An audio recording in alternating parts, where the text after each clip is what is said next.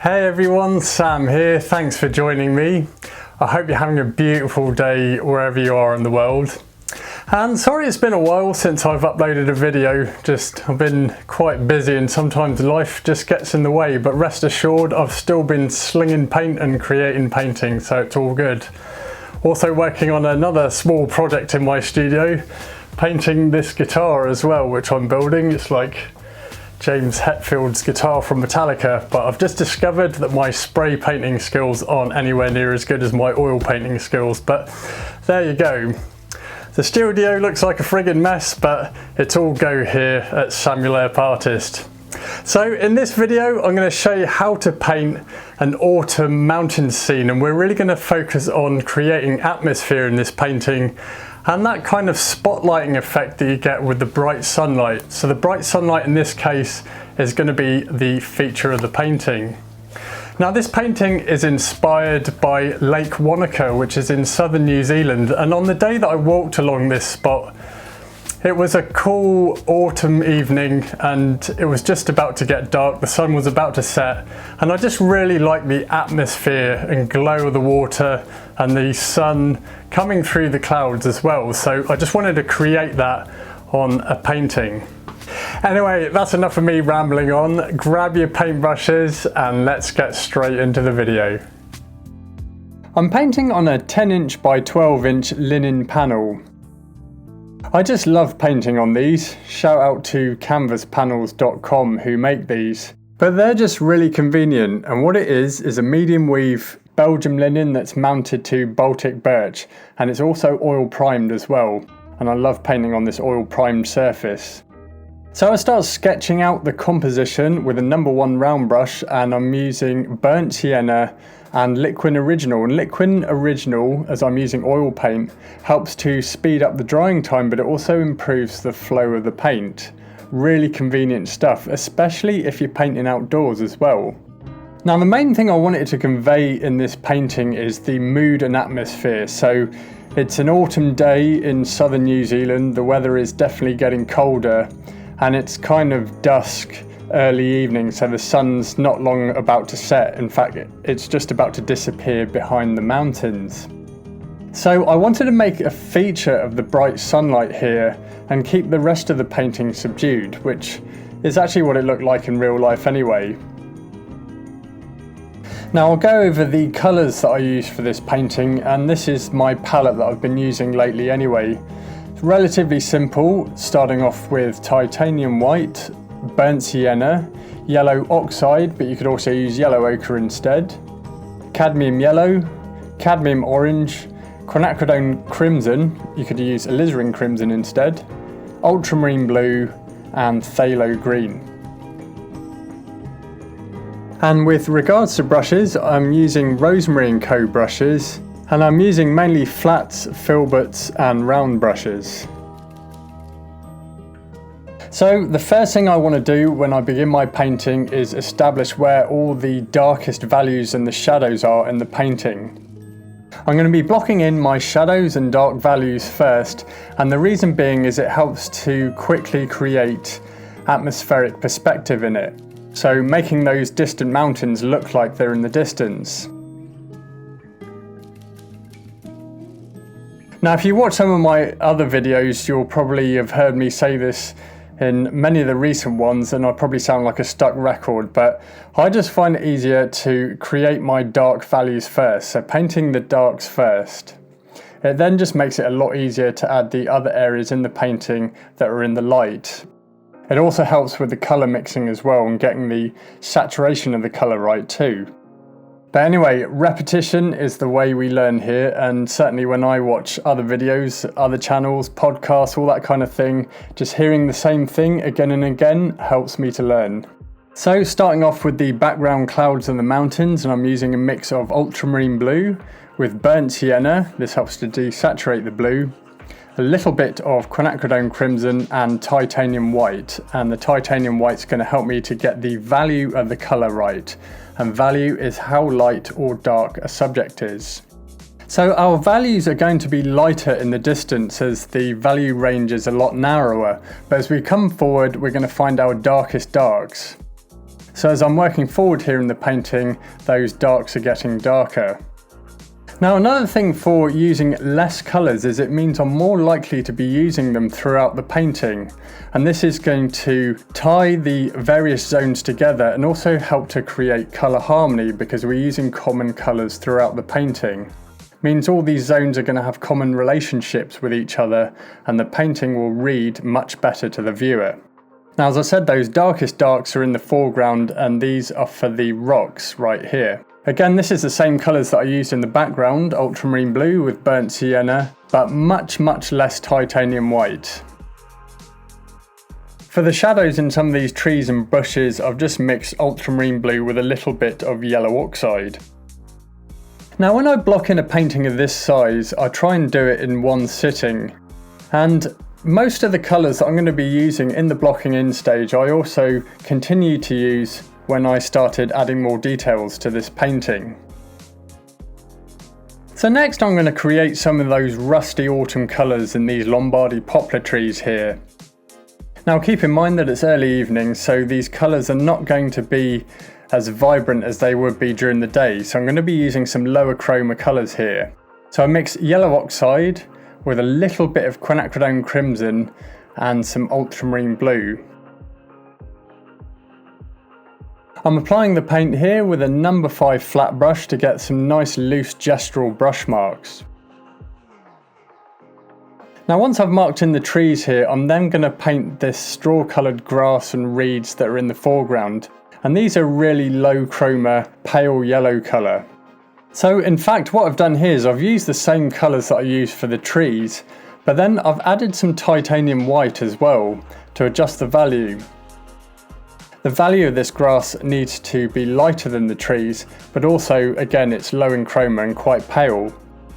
Now I've also used the same colour in this grass as I have with the trees, so that connects those two zones, making it look much more harmonious. I was also able to use this same colour combination for the background mountains here as well, especially the areas where there's lots of tussock grass growing on them. It's naturally pale and low in chroma. Now once I've painted these areas, I'm going to focus on that bright sunlight as it's just peering through the clouds. This is the main feature of the painting, and I'm using a mix of titanium white with yellow oxide and some quinacridone crimson as well to create that orange glow, the halo around this bright sun.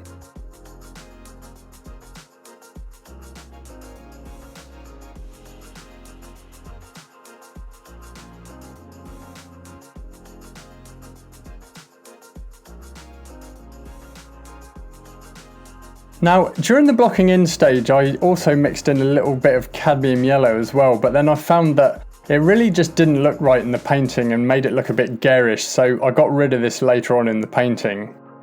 Overall it was making the colour look a bit too saturated. Now once I'd marked in this zone, I spent some time just tidying up some of the clouds and background mountains here, and then I started painting the water. And the water's relatively light in value compared to the rest of the scene, and it's also low in chroma or saturation. This was just a simple mix of ultramarine blue with a little yellow oxide and some titanium white, and I applied the paint with a number 5 flat brush. At this point in the painting, I work on restating the darks within the scene, painting in some of those occlusion shadows within the trees, and then just tidying up areas within the background mountains. I paint more foliage on the trees and also work on the bright sunlight in the background.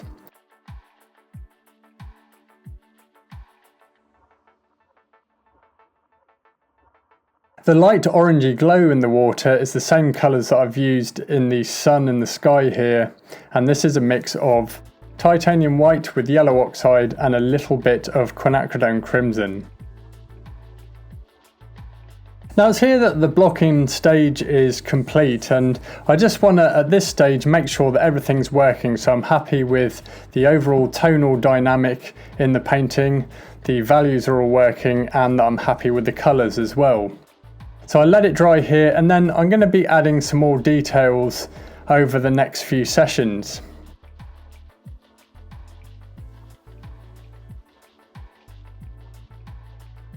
So now that the painting's dry, the first thing I do is begin working on the sky in the background. And as I said earlier, the cadmium yellow that I applied was really annoying me, so I had to sort that out. It was a simple fix and I just painted over it. So what I want to do here is to create some nice golden glows within the clouds and then ease the eye into the main area of that bright sunlight. As I say, this is the main focal area within the painting. This painting is all about atmosphere. Now I used the same colours that I used during the blocking in stage, mostly a mix of titanium white with yellow oxide and some quinacridone crimson, and I just paint those orangey glows within the clouds. Now of course I'm also painting that bright sunlight, and this is titanium white with a little bit of yellow oxide. And this is where the lightest values are going to be within the painting, and I'll be adding my lightest layers here towards the end. Once I'd spent some time on the sky, I added more details to the background. Not too much, but just mainly tidying up forms within those mountains there.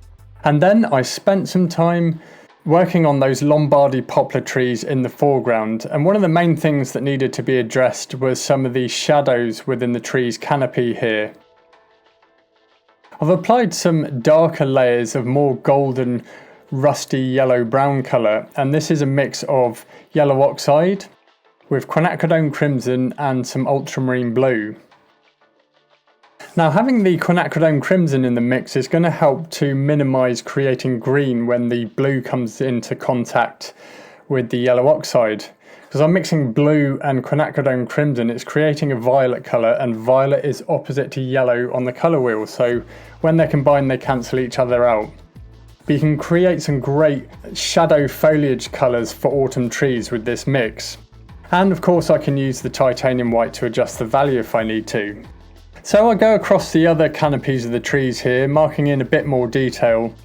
And overall, this painting's not overly detailed. I prefer to go for more loose gestural brush marks, but you can still create some really realistic paintings, even by using fewer brush strokes. I generally go for the loose gestural brush marks and then add a bit of detail on top, and I find that's quite a nice balance.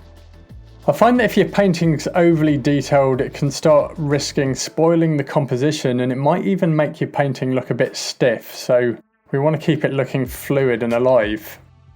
Now I needed to make a value adjustment to the grass here in the foreground, but again it's using the same colours as I was using before, so yellow oxide, ultramarine blue, a little quinacridone crimson and titanium white, and I'm using my flat brushes to paint the illusion of grass. This is a number 3 flat brush, and I'm painting in the general direction that the grass is growing. Now you don't need to paint individual blades of grass here. As I say, that would take a long time and it might risk making the painting look a bit too static. Very often in paintings less is more, so just the suggestion of grass goes a long way because the human brain fills in the rest of the information.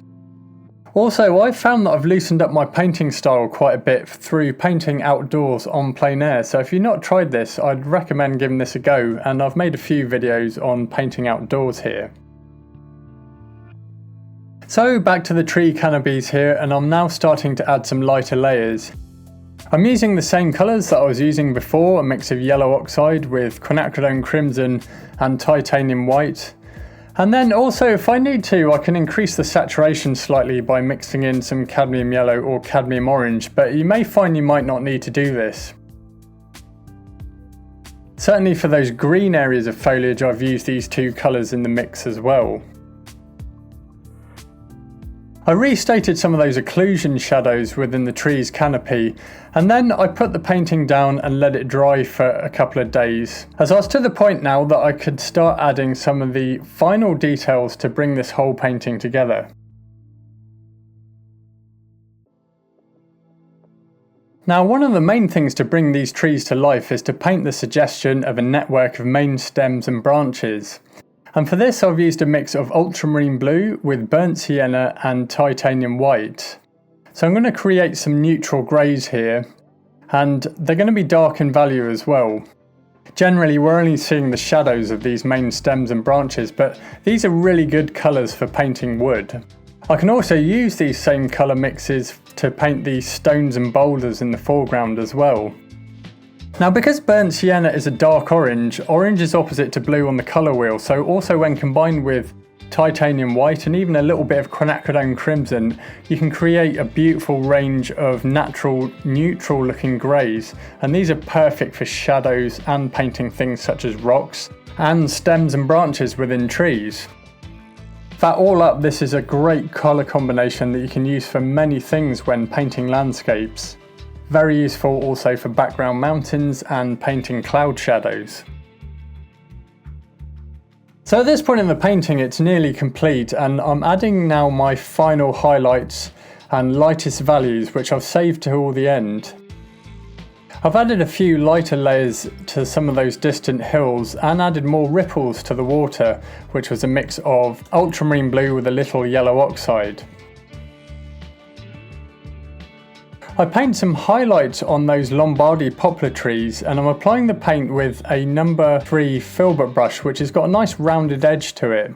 And this is a mix of titanium white and yellow oxide. I also use this same colour for the bright sunlight in the background, but this is titanium white with just the smallest amount of yellow oxide there.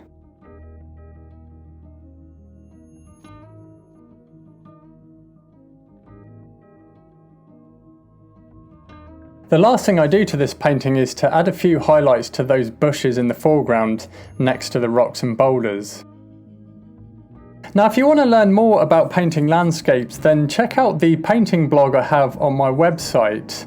I've got loads of free written painting tutorials that you can copy and paint along with, and there's also reference photos there as well. I also have more in-depth full-length painting tutorial videos available for sale from my website, and this is where I delve into a particular painting and show you the whole process from start to finish.